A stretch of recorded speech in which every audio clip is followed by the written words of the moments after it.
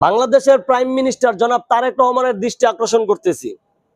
আপনি এই রামিসা হত্যার সাথে যারা জড়িত আছে তাদেরকে এক এক করে ধরে প্রকাশ্যে তাদেরকে ফাঁসির কাস্টে ঝুলানো হোক, তাদেরকে ফাঁসি দেওয়া হোক, এমন নির্মমভাবে তাদেরকে ফাঁসি দেওয়া হোক যাতে পরবর্তীতে কোনো মানুষ যাতে এই ধরনের জঘন্য কাজ করতে না পারে। আর সেই সাথে বাংলাদেশ তরুণ প্রজন্মকে বলতে চাই, হ্যাঁ, বাংলাদেশ তরুণ প্রজন্মের উদ্দেশ্যে বলতে চাই, আপনারা সবাই একসাথে আওয়াজ তুলুন। এই রামিসা হত্যার বিচার চাই, সবাই আওয়াজ তুলুন, সবাইকে আওয়াজ তুলতে হবে। আমার সাথে সবাই আওয়াজ তুলুন, রামিসা হত্যার বিচার চাই এবং সেটা প্রকাশ্যে চাই। এই রামিসা হত্যার সাথে যারা জড়িত আছে তাদের সবাইকে প্রকাশ্যে ফাঁসির কাস্টে ঝুলানো হোক, এমন নির্মম ভাবে তাদেরকে ফাঁসির কাস্টে ঝুলানো হোক যাতে পরবর্তীতে কেউ এই ধরনের চিন্তা না করতে পারে।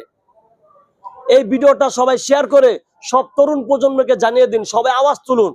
বিচার চাই, বিচার চাই, রামিসা হত্যার বিচার চাই। এবং তরুণ প্রজন্ম যারা আছেন আপনারা যদি আওয়াজ একসাথে তুলেন তাহলে আমি মনে করি বাংলাদেশ প্রাইম মিনিস্টার জনাব তারেক রহমান এই রামিসা হত্যার সাথে যারা জড়িত আছে তাদেরকে ফাঁসির কাস্টে ঝুলানোতে বাধ্য থাকবে।